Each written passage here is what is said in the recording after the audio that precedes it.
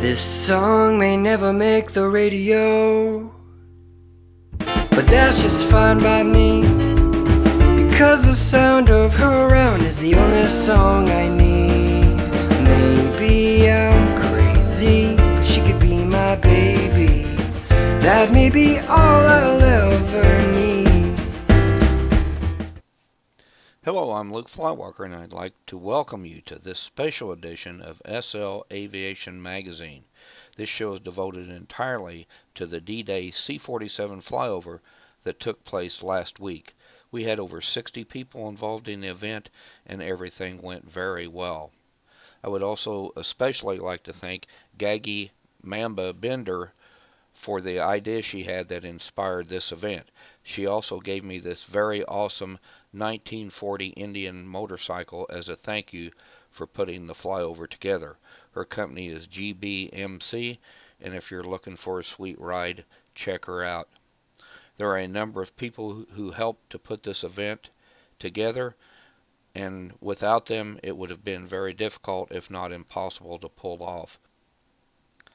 Durham Darkfold, airport manager at Alexander International Airport, worked a lot of hours to get things set up. 2 days before the event, a severe thunderstorm hit his real town and home. Part of his roof was blown off, and he was without power for a number of hours. He still managed to get back online and spent more than 12 hours in-world managing the logistics of the event that day to make sure everything went smoothly.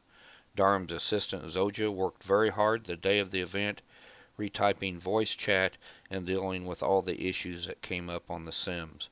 Zipperhead Wergel, who serves as event coordinator for Alexander, helped coordinate activities the day of the event and served as my wingman. He also donated 2,000 linden for the lottery prize drawing. Aeon Voom donated a THI Lancaster bomber for the lottery prize. We thank him very much for that. Our very own aviation reporter Mitch Latcher assisted me in preparations from the beginning and helped to get us ground traffic controllers from the Navy's 7th Fleet. Thanks to those 7th Fleet members who stepped in at the last minute to work ground control along with Mitch. Adam Exoner, Humph Duncan, and Sidney Pobysky all provided ground support. The awesome fighting display that was put on by the OFR Ohm Fire Rescue Team, Commissioner Nicholas Philly, Battalion Chief Matt T. Rapp, Lieutenant Sam Voom, Firefighter Matt O'Reilly, Firefighter Matthew Gervasi, and Battalion Chief James Hooper, all put on a very tremendous display there at Alexander on the runway. I would also like to thank the sim owners who allowed us to use their sims and also provided additional support when needed. Hollywood Airport owner Mark Twain White, Basilicum Beerbaum and Soar Wingtips, owner of Alexander Airport, Jade and Recon Kangas, owners of SL Marine HQ, and they also provided the AA gunfire for special effect, and Ramblin' Rick Burns, the owner of Blake Sea Airport. Mark Twain White and Deidre Falls worked with the Lindens to make sure sims were restarted prior to the event. Mark took pictures of the event, which you will see near the end of the video. Deidre Falls and Devin Smythe flew the planes we used in the crash scenes. And last but not least, I would like to thank all the C-47 pilots, co-pilots, paratroopers, and all those who participated in the grid flight. You were the stars of the show. There are too many to name here, but you will see all the names listed in the credits at the end of the movie. You guys worked hard to get ready for this spectacular event and successfully pulled off an awesome mission.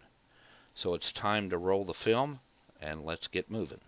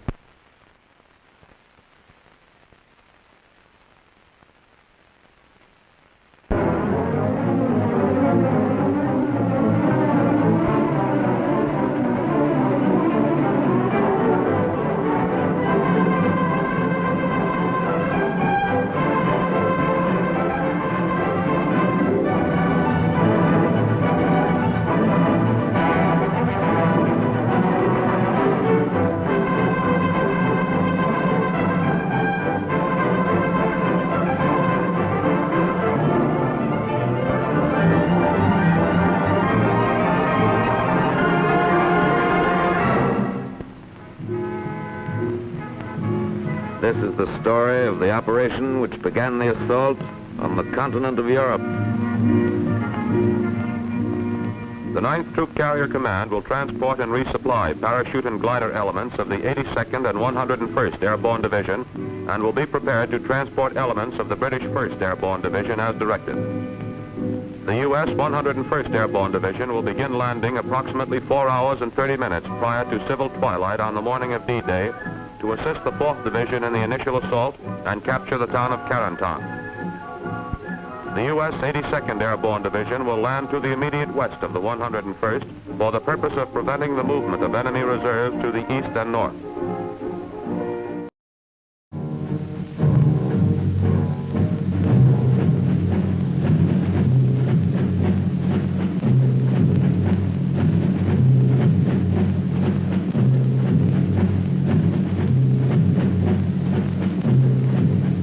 A parking diagram showing the location of each aircraft has been given the airborne troops.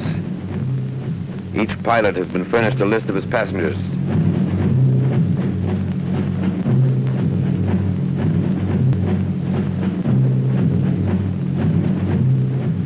Parapacks are checked.